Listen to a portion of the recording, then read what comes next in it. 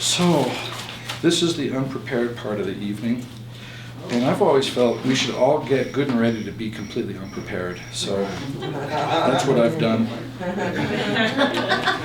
Here are some excerpts from chapter 10. Even the earth is bipolar.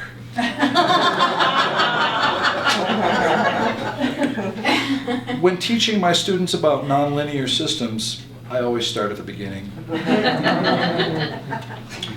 It's normal to struggle with existential issues while you're still alive, but they say it does get worse later.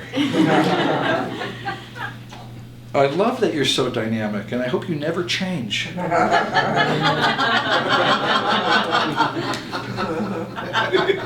Your personal vanity is the last little thing standing between you and eternal greatness. My personal story is just an illusion. My ego is just an abstraction. My criminal record is fictitious. Look for the truth within. It's a lot cheaper than airfare to Asia right now.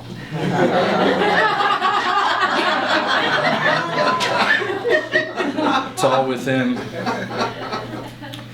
There is a very important distinction between judging yourself too harshly and just admitting you don't know jack shit about most things.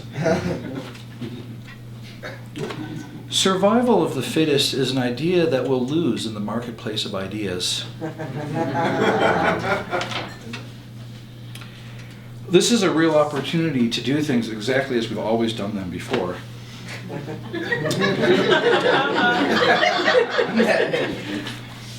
By refusing to compete with you, I've already won.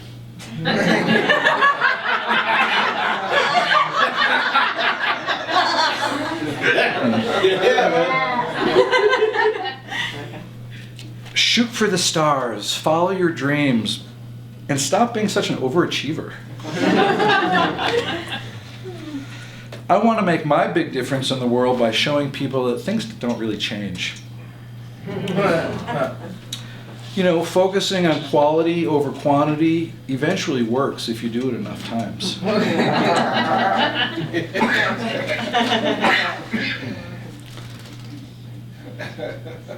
I do believe in a completely parallel universe.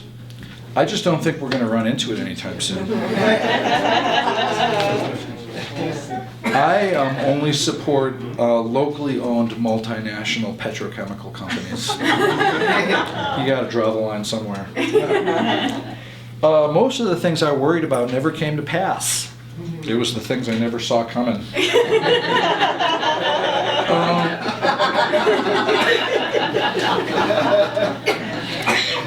I have no doubt that people all over the world mean the same thing when they use the word projection. That's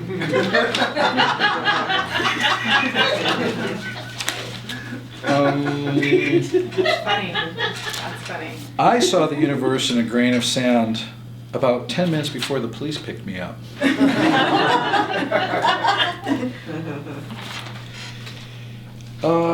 Epilogue, Chapter 10. Feeling torn between multiple conflicting emotions is a trademark human experience.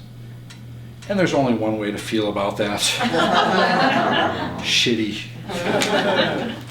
There's a couple excerpts from Chapter 11. I'm going aggressively New Age.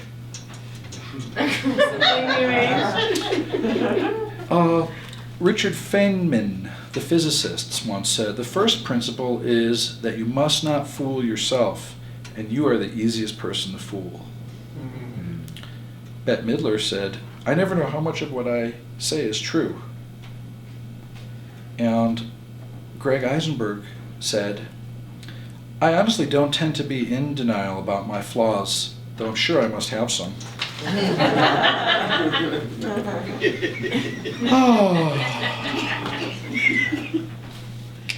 Learning how to manage my expectations didn't improve my life nearly as much as I imagined it would. The way you react and overreact to other people's little quirks drives me batshit crazy.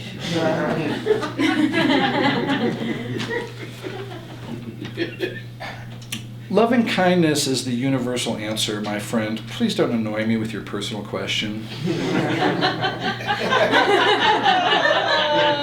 We all know people like that. I know exactly who. I remember the moment this joke came to me. It's like, one of the more obnoxious people, not in this room, you know what I mean? God bless her, you know what I mean? She just, thank you for the joke, really. She was like pushing that answer down my throat. If it bothers you so much that I'm being a martyr, why don't you just crucify me?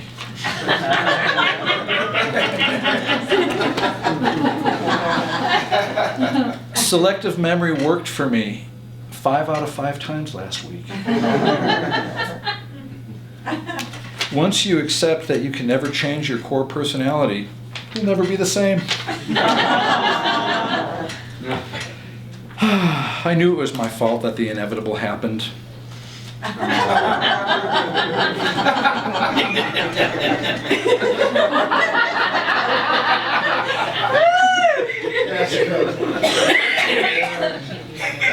The universe has been expanding at the speed of light for 13.8 billion years, and I'm still trying to figure out what shoes to wear today.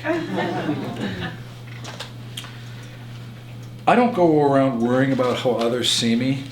It just wouldn't look good. The way a song has a melody is not the same as the way a car has the color red, or the way my wife has irritable bowel syndrome. Okay, that's almost a body parts joke, and I don't do body parts jokes, except for the one that I think some of you heard earlier. I'm very sorry I wasn't 100% focused on the present moment about 45 minutes ago.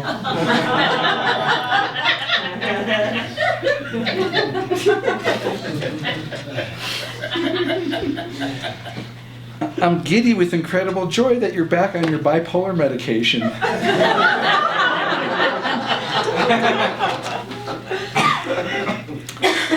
I respect myself enough to seek validation from only the more prestigious members of our society. And let's see.